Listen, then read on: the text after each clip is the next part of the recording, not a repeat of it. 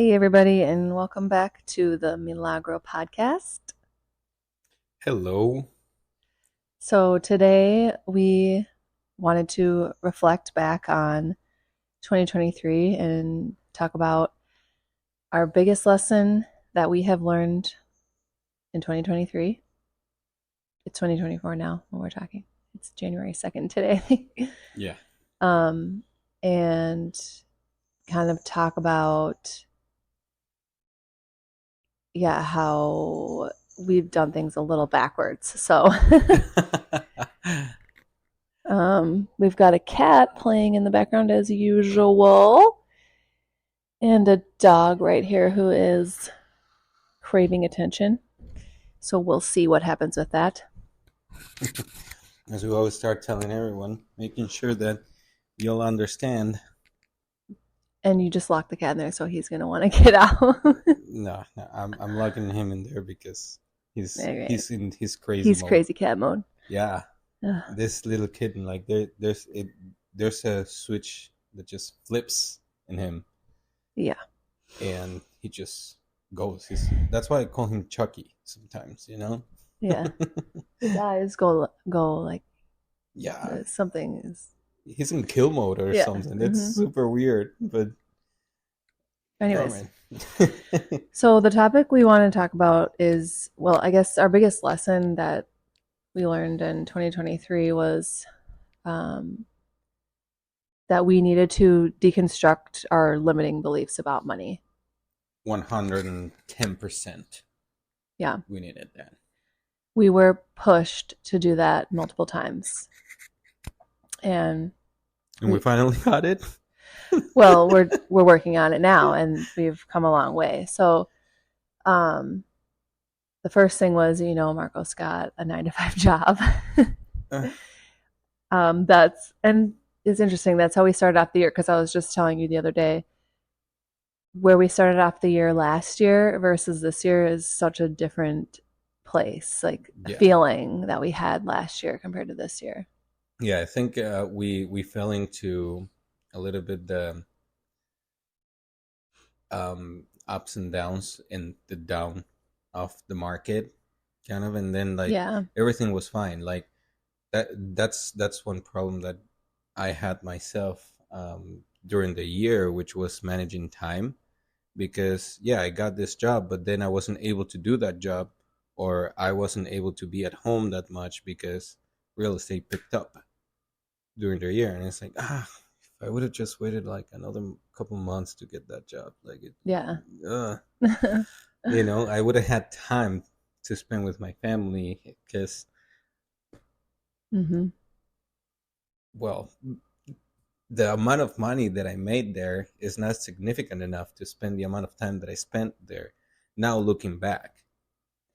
Yeah, but it was a really good experience to Hmm. it that like the whole theme of the year and energy of the year, it makes sense why we decided that you would do that, and it all looking back, it all makes sense now, and it Yeah, was meant to be that way.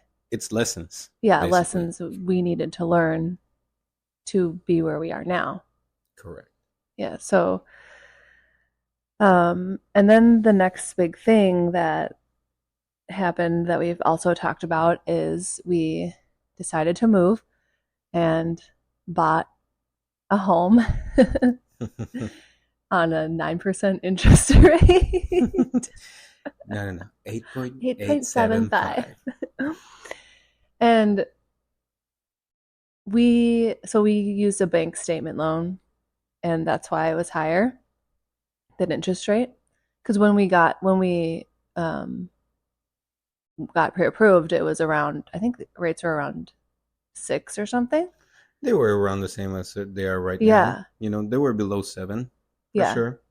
I think that, well, the other reason too is because we put 10% instead of 20%. So we have another point and a half or two of mortgage insurance. mortgage hmm insurance. So, everything starts adding up, and it is just the way you look at it. Then one thing that, not only Bob, but Chris, another loan officer that I talked to about bank statement loans, told me is like, well, you have two options: you pay the government or you pay the bank, but you're gonna pay someone.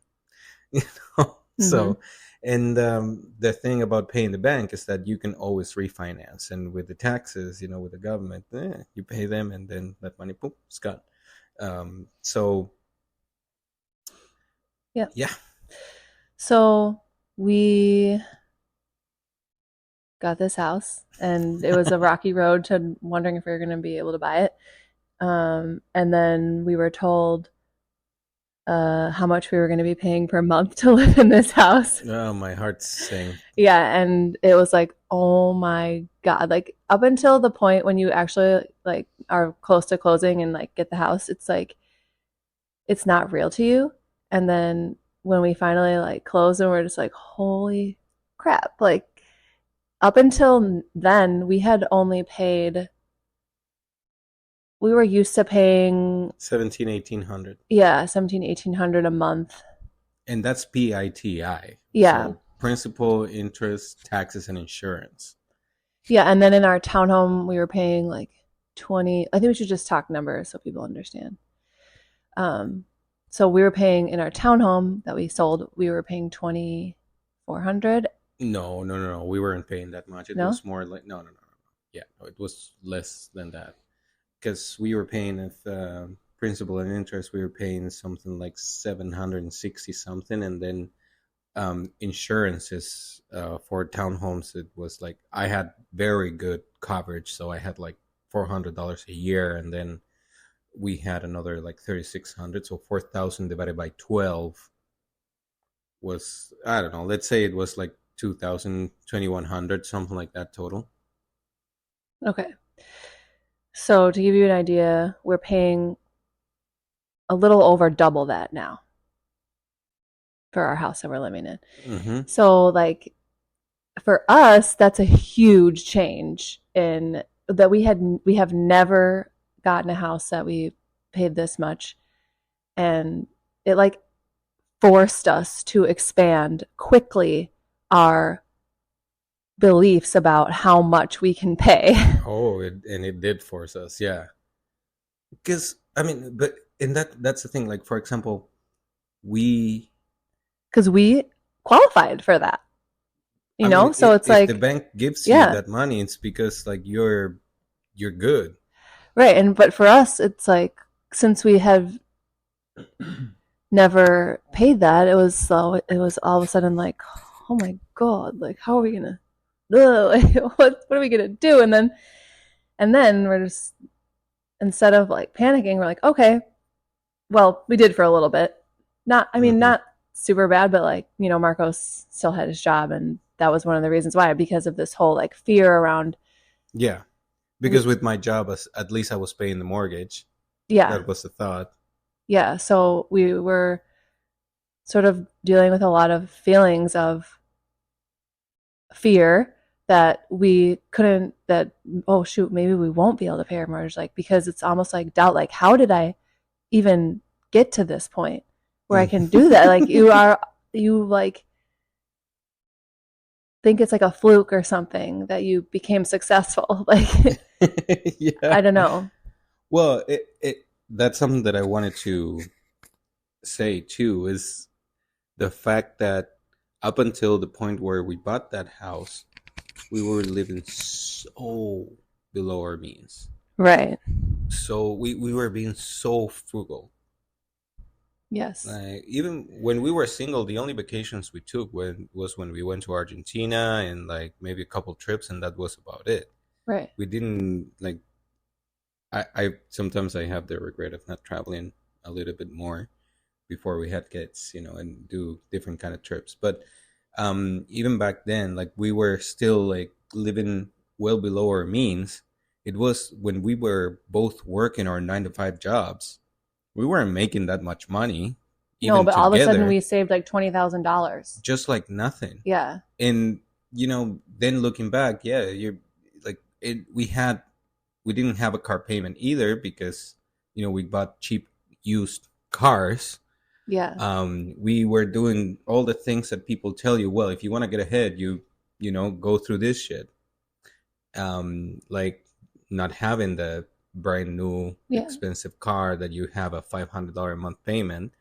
I think that helped us a little bit, No, yeah, being frugal. during those times that was good for us. We were able to save a lot of money. Yeah.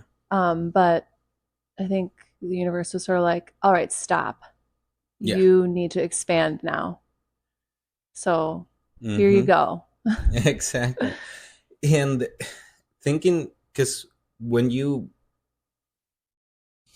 don't make that much money for most of your life and suddenly you start making double, triple, quadruple, quintuple what you made in your best conscious year with the salary, it's kind of, it's very weird, Mm-hmm. to really get, like, It level takes a up. while for your like almost like even your body and mind to like catch up to reality or something. Yeah. Yeah. And how much you can spend on things, and it's, and Yeah. yeah. Mhm. But so there's a couple of things we wanted to go over of like how we what we have started doing and how we've really dealt with that fear that was popping up all the time during the past year. Yeah, finally, I think just now in this conversation, I realized that I can think about our mortgage payment without cringing. Yeah. I think this is Yes. the first time, yeah, for real people. Like, this is the actual the actual first time.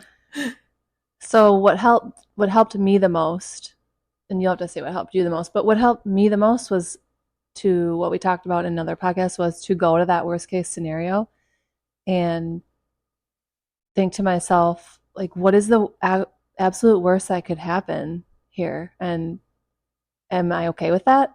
And will I be okay? And the answer was always yes to me. Hmm. So when I just keep realizing like it that I no matter what will be okay, even if I lose this house, even if we have to rent it or something, it doesn't matter. So I don't need to be afraid of not being able to pay the mortgage. And plus there's so many other options that we would be able to do because we are so creative with how we deal with debt and everything. Hmm. So there are other things we could do to make sure we didn't lose the house. But like when you go through all those scenarios, it just gives you more of a sense of control, and you're just like, well, yeah, like because I have control over how I react to what's happening. So then you stop being afraid. Um, Hmm. yeah, that's the biggest thing for me that helped me. What about you? Well, I mean, it was in part thinking about that, like, what's the worst case scenario, but that didn't help me as much as really believing that now I can make that much money easily. Yeah. So that's what helped me a lot, is Mm-hmm. that I I think this year was really the year where my mind actually expanded with money, and that I truly see it as a tool after so many years of working on that. I finally started to, I got to a breaking point where it's like, it's just a thing there. Like, it's like a hammer. Like, when I Mm-hmm. want to hammer a nail, I use a hammer. When I want to pay the mortgage, I use dollars. Sometimes I have to use a sledgehammer, sometimes a regular hammer, but it Yeah. is a hammer all the same. Sometimes you pay $1,500 a month in mortgage. Sometimes you pay 10,000. Just, but if you're paying $10,000 a month in mortgage, it's because you can make that money. Yeah. That's Yeah, that's something the that. other part is that trusting in that like we always talk about in what is inside you to be able to create abundance. It comes from within you, Correct. not from outside of you. You are not given money for you're not do you like your time. It's a different way of thinking about it. You know what I'm trying to say? Like you're not given money for your time. Yes. you're you create money from your creativity. And that is so counterintuitive to what we were taught, Yeah, what so everyone's counterintuitive. taught. Hmm. Because what's the normal path? You go get a job, you work a certain amount of time, and you get paid either hourly or monthly for that time. Like you have that contract, and it's like, and that's safe, right? And you get, I don't know, whether you're a doctor or whatever it is that you are, right? Yeah. Like you still have that contract, like no matter if you're an employee or a doctor. So it is. I'm opening the door for the kitten here. You know, he can get out. Um, it is kind of weird to realize that you really don't have to exchange your time for money. Yeah. It is just about how creative you are with transactions or like whatever you're doing. Hmm. Basically, whatever you're doing, like it doesn't have to do. I think about transactions because I think about an exchange of services or Hmm. real estate or anything like that. But it is about patience, about developing skills, is about going through the hard time and knowing Hmm. that there's a light at the end of the tunnel and you can make that money. Yeah. And about the perspective, I had a thought and now I forgot it. Sorry. No, it's about, it has something to do with like the perspective. I was thinking about this before. Let me see if I can remember it. Can you help me remember? Oops. Oh yeah, so like the perspective on, so like a mortgage payment is a good example with us. So we all of a sudden had this really high mortgage payment, and we're like, instead of being like, oh, like feeling like, God, I hate this mortgage payment. This is really weighing me down. We started thinking, I'm grateful to be able to pay this mortgage payment, or like it's a good thing that I am getting this experience to be able to pay this much money because it's teaching me how to work with large amounts of money Mm-hmm. and see how, like, I'm still the same. I'm Nothing bad is happening, nothing is Yeah, that the different sky than is it not was. falling. Yeah. Basically, it is. Yeah, that's it changes your perspective. It's like I was saying. That's why it I see money more as a tool right now rather than like it's just a little number there rather than something that I used to see it as. That money right there is time, effort, sweat of my forehead. Sweat off your forehead, is that a Th- saying? That's a saying in Spanish. So Oh. as I was saying it, I'm like, yeah, that doesn't sound right in English. But it is, my sweat and tears and time and effort.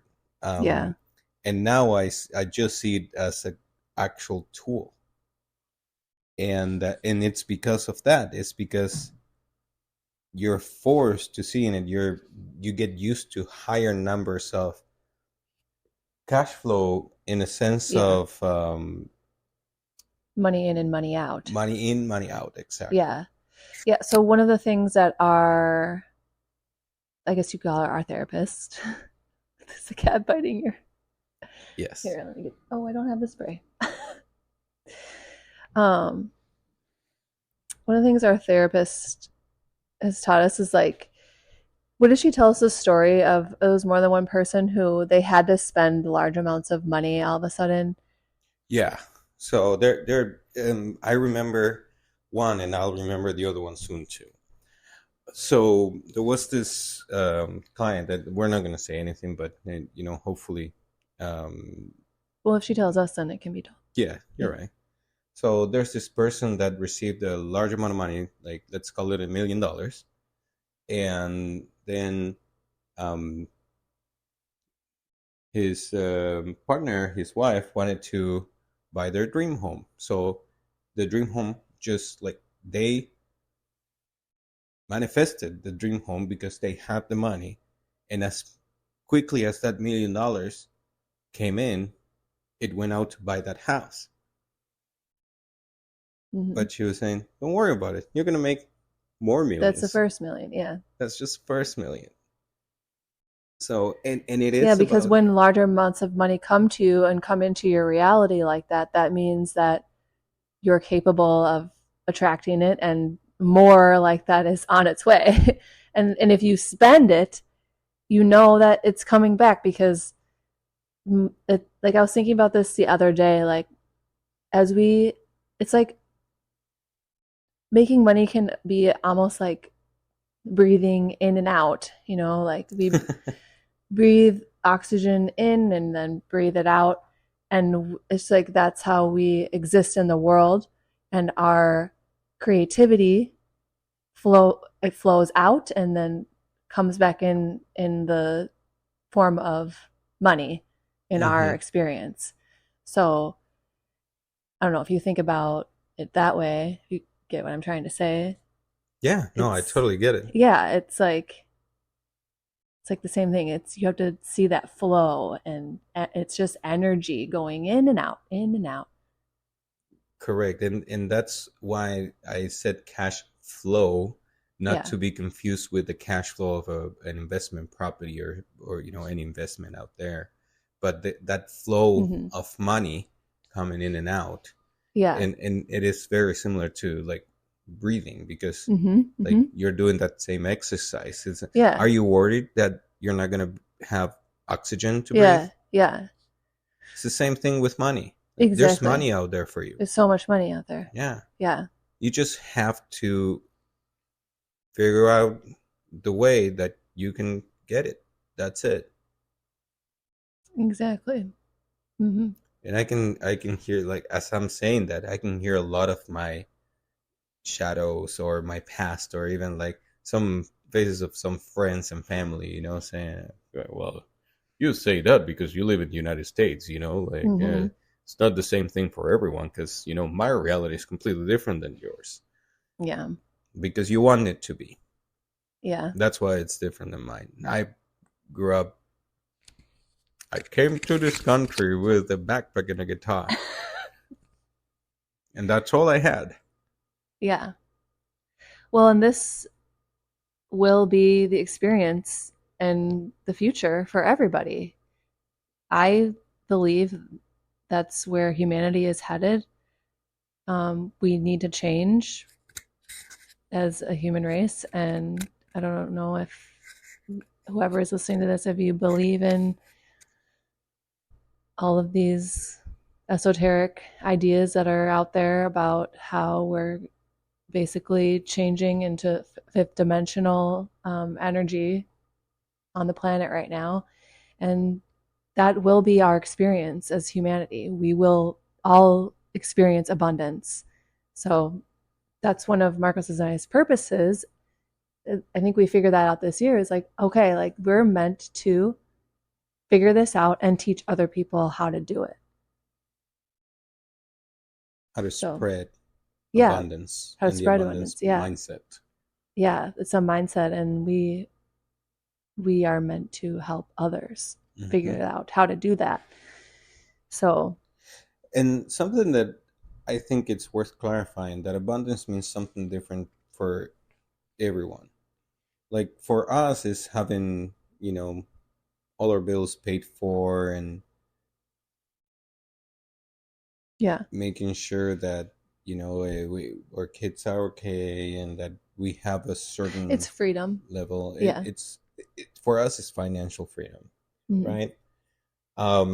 I have friends that are not even close to that, but they feel free. Like my friend, that's living in Patagonia, in the Andes. Like, I couldn't live like him at all, but he's free. He's abundant Mm-hmm. in Yeah, his freedom own. means something different to everybody, and I think freedom and abundance are pretty much interlinked. So, Yeah. and we're not going to attract people to listen to our podcast who aren't wanting to learn how to create financial abundance, and that's okay. Hmm. because everybody will figure out their own way of doing that. But we will experience that as a human race, what it feels like for everybody to feel abundant. Like they don't need to lack anything. Correct. So, It's kind of funny that you say that because I was before we when we were putting the kids to bed, mm-hmm. I was watching a video of Alex Hormozy. It's the video is called "How to Win at Everything," and he was saying at one point, um, related to this abundance and to everything. It's like this speaker, this guy was asking people in the audience, "How much are you making?" And somebody would say $50,000. Okay, making $50,000 a year. Put it in the whiteboard, and then put $1 million. So $1 million minus $50,000, $950,000. And he was saying that it haunted him that what this guy said is like every year that you're not making $1 million, you're giving away $950,000. And that could be interpreted as lack of mindset, but it's also motivational because it's like you can do it. Mm-hmm. You can make that $1 million a year if you want. Mm-hmm. Everything is within you to go ahead and make it. Who do you need to become to get there? Mm-hmm. How what is within you making it so you're not and it he said a million, it's just a number. Like you can Mm-hmm. say 400, whatever your goal is. What is it? What is the excuse that you're making for yourself that you can't do that? And then you're gonna find abundance once you remove that excuse. Yeah, for sure. That is maybe a good segue into the other thing I wanted to talk about.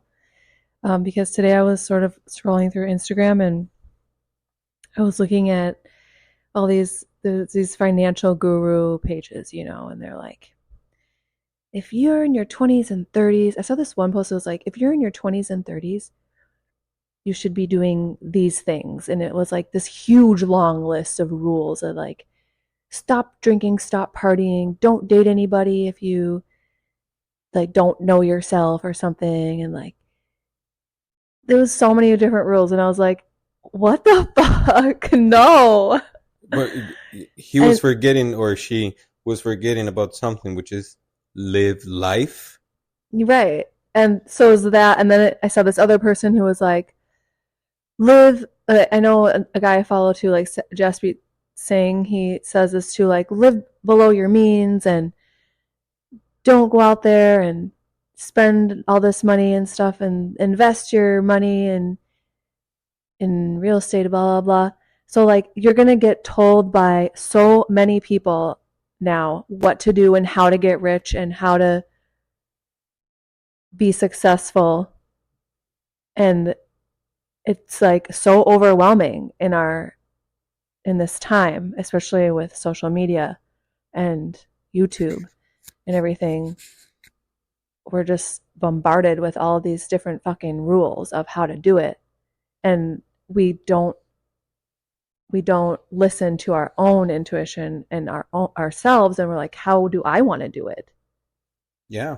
And like we did it backwards. So like I said at the beginning of the podcast, we fucking did it backwards. We're like, let's not live below our means. Like, well, I mean, we're still in the process, so who knows? Maybe we do lose the house. I don't know. Yeah. But who Right. cares? We'll have another story to tell. But like, we did it backwards. We are not living below our means. But we were for a long time, We though. were for a long time, yeah. Like right now, yeah, this 2023 was the But maybe breaking. we shouldn't have. Well, Maybe the new thing should be don't live below your means. Expand your definition of how much money you can make per year mm-hmm. and force yourself.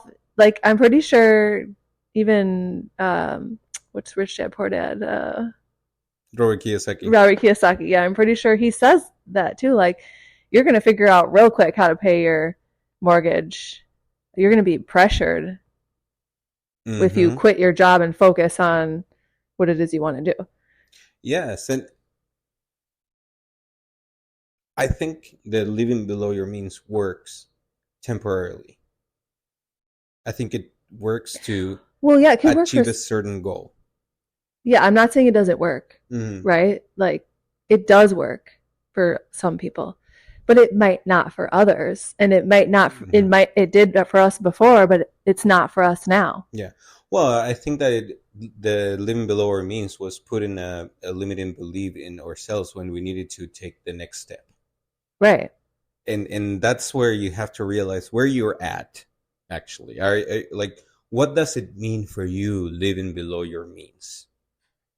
Or how are you treating money in order to live the life that you want? Because we talk about money, about oh yeah, being rich, financial freedom, and all of that stuff, but it's a different amount for everyone. It could be $1 million. It could be 100,000 only. Depends on what you want to do. What is your abundance? What? How are you going to be happy with that? Then be forced to do that and not doing it with a 9 to 5 job would be the best too, because that's basically the goal, right? I mean, Yeah. I think like, but that's the same thing. Like I was saying, it works for some people. yeah. It's just, there is no one size fits all. And my point was just that be careful out there with what you are reading and doing. And it can be super easy to compare ourselves and try to follow somebody else's path, but you will have your own. And you're gonna figure it out. Yeah. You have to try. You have to try to do quite a few things, but I think that to what you were saying, it does get overwhelming when there are so many people telling you this is the way to do what you want to do, and suddenly you find like 10 different people that are telling you 10 different paths to the same outcome that you're looking for, Yeah. and it can get overwhelming. But what you need to do is think about yourself and experience something related to another thing that I was listening to this podcast from this Argentinian, um, what is it, a communications teacher or something like that. Talks a lot about philosophy, and his thing is about finding yourself and finding what you're crazy about, where you're crazy about, where Yeah. you're Passion. obsessed, your passion. Mm-hmm. There you go. It's about finding your passion and not just sitting there, and he's like, Wasting it away. yeah, but in order Mm-hmm. to get there, sometimes you have to go through a path. This guy was, he has a degree, like he can be a lawyer in Argentina. He completed everything. He never picked up a file to represent anyone as a lawyer. He moved in a completely different part of his life with what he's doing right now. He had a bar with friends where they were making very good money, and he could have kept doing that, but he didn't like it. And he was saying, by doing all these things that I didn't like, I figure out I found my passion Mm-hmm. through that, through Just life experience. life experience, Yeah. Just get through out there and experience whatever. do it. Mm-hmm. Whatever it is that you want to do it. We like, if we would follow those advices of like, don't spend money in your 20s, don't date anyone in your 20s, like live Mm-hmm. below your means and all that stuff, we would have never met. Right? Like we were nuts in our 20s. Like we were wild. Mm-hmm. You went backpacking by yourself to South America. I quit my job one day to the next and just took off for Patagonia to meet a friend who I didn't tell I was Well, going to it's just be like, there either. it's sort of sad because I feel like in your 20s, you're supposed to, I mean, not everybody, right? Yeah. Some people don't need that, but like I had an awesome time in my 20s, and I just feel like it would be such a waste to not experience some of that, those crazy times we had just being young and not thinking about adult shit yet. Like Yeah. you're half adult, like you're able Yeah. to take care of yourself, but at the same time you're like, oh, It, now I'm free and I can do yeah. whatever I want. And I think that that's cool because it's like you're independent enough, like you said, to take care of yourself, but young enough to not care about the future. Exactly, yeah. And that is a very free combination. Like I think you feel very free because you're like, okay, now like I can pay for shit now. I have, you know, I have my job, or I have this money, and I can go do it. And Mm-hmm. worst case scenario, well, I hopefully have a bed back at my parents, Yeah, exactly. at least a mattress on the floor, maybe in the laundry room. What? Talking by experience here, but um, um, but that's why in the last podcast I was saying, I think it was the last one. If you're in your 20s, There's like all these footprints and or foot patterns and nails on the background. yeah, I know, right? Um, okay. So what I was saying in the last Mm-hmm. last podcast, if you're in your 20s, uh, you shouldn't be scared of investing, or how are you gonna do with that job. Like, why are you worrying? Like, when you're in your 20s, you should be enjoying life, and if you want to do something that you really feel like doing, like you want to Just follow a accumulating. passion, Yeah. go do it. That 9 to 5 job is not going to be there in your 30s. Yeah. Hopefully it's not going to be there in your 30s. Like, Mm-hmm. it's completely um all those responsible, all those things that you think that you are that are important are not, unless you're following your passion. That's what's important. And if your passion takes you to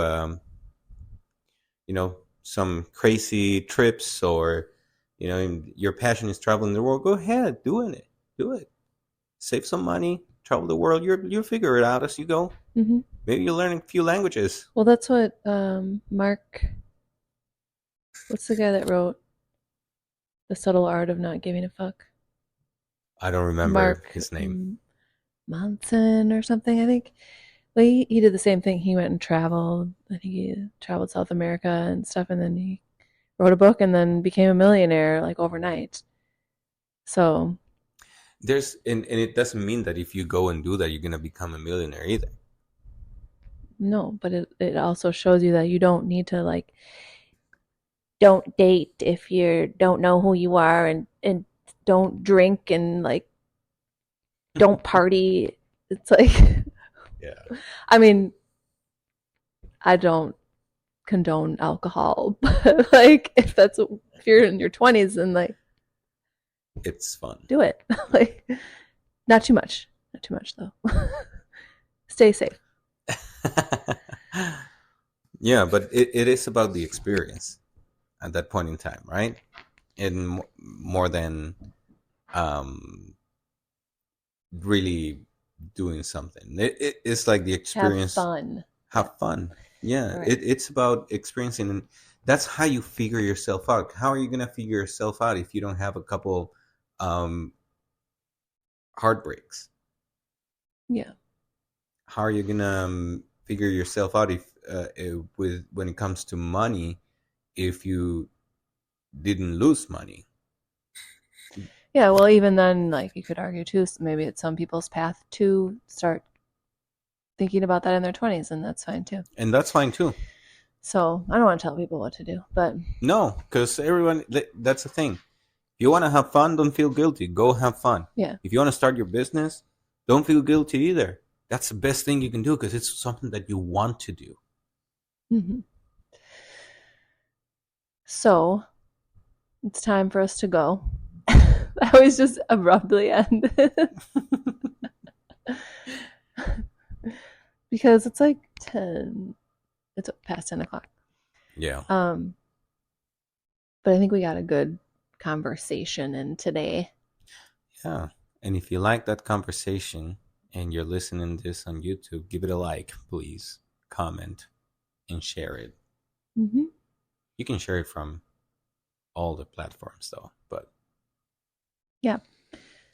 Thank you for listening if you got this far, and we will be back next week. bye. Bye. It sounded like a frog. Bye, bye, bye.